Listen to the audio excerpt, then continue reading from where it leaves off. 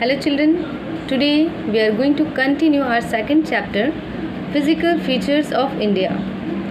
Children, we already discussed that according to physical features, India has divided into 6 major physical divisions, and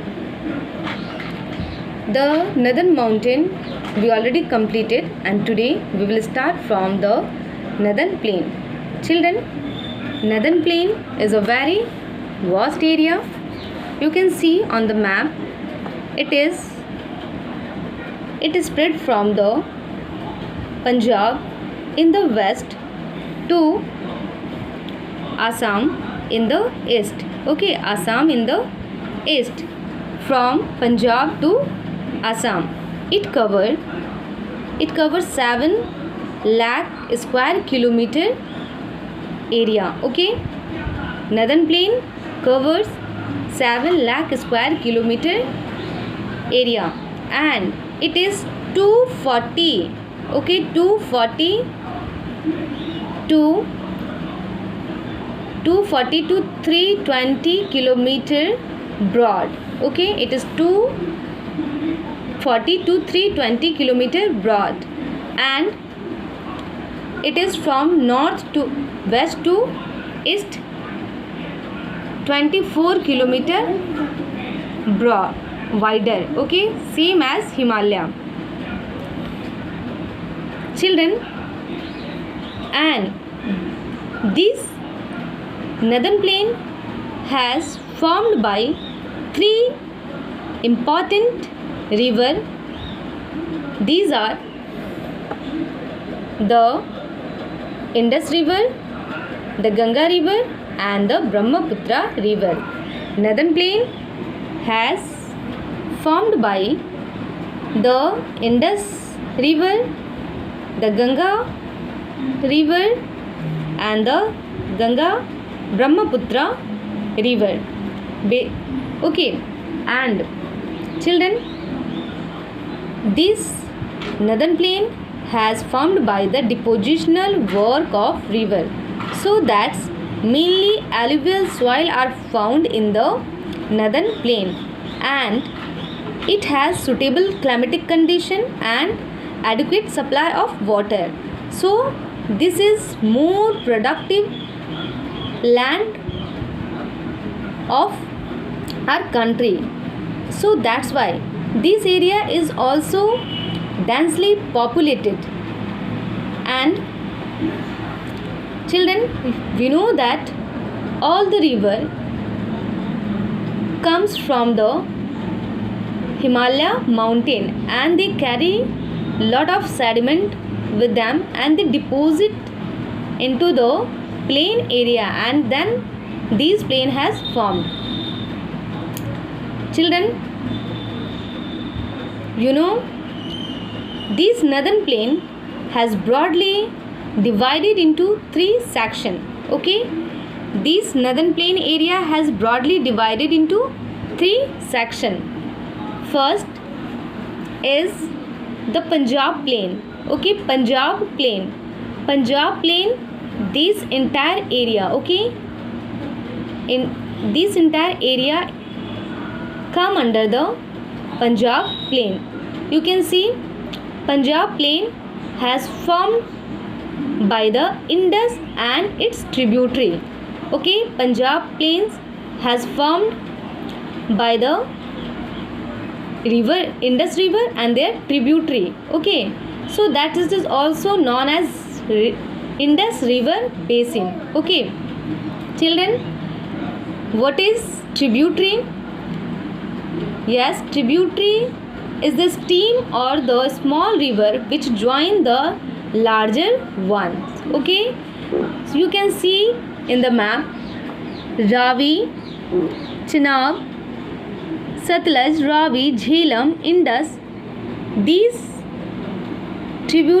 are the tributary of Indus river, and they join the Indus.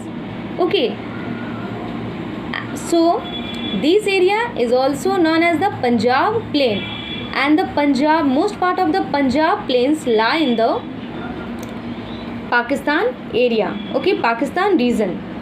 That is about the Punjab plain. Okay.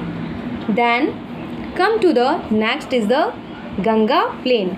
Children, I told you that northern plain has broadly divided into 3 sections. Okay, Punjab plain, and the second one is the Ganga plain. Okay, you can see the Ganga plain from here. It is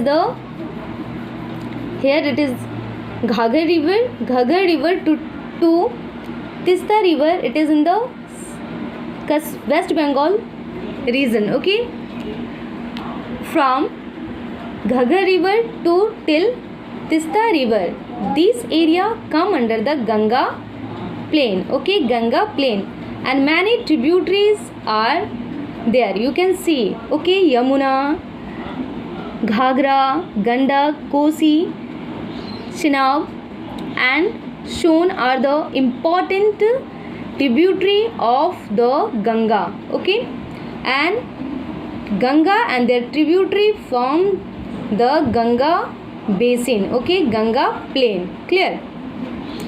Then come to the next is the Brahmaputra plain. Children, Brahmaputra plain is totally lie in the Assam region. Okay, Assam area. That is about the Punjab plain, Ganga plain, and the Brahmaputra plain. Okay, children, when we talk about the plain, then we think there is no altitudinal differences on the land, but actually it is not true. Okay, according to the altitudinal variation, northern plain also classified into 4 groups. Okay, these are, you can see, according to the relief features. Okay, according to the height and the relief features. Okay, Ganga plain categorized into 4 category. Okay, 4 group. That is, first is the Bhabar. You can see first is the Bhabar, second Tarai, and the third is the Bangar, and the fourth is Khadar. Okay, children, come to the first Bhabar. What is Bhabar? Children, when the river come from the Sivalik mountain, they entered into the plain area. Okay, plain region, and here they get less slope. Okay, so that's why they river deposited their sediment here. Okay, sediment here, and most of the pebbles are found in the Bhabar belt, and the most important features of Bhabar belt, river disappear in this belt. You can see here, you cannot able to see the river in the Bhabar region. Okay, and this Bhabar belt is found 8 to 16 kilometer. It is a narrow belt, 8 to 16 kilometer, along with the Sivalik mountain. Okay, Sivalik region. You can see here pebbles are found, and here river, you cannot able to see the river because river disappeared in this region, and again it re-emerged into the Tarai region. Okay, and here most of this region is wet, swampy, and marshy land. Okay, this, and they create, when the river re-emerge na, they create wet, swampy, and marshy land, and these area are the suitable for the forest and the wildlife. But present day most of the forests are being cleared for the cultivation. Okay, and then then river entered the plain area, and they formed the flood plains. Okay, they formed flood plains, and you can see the purple color and the orange. Okay, here river, when the river, okay, when river near the ये alluvial soil is classified into again two group, khadar and the bangar.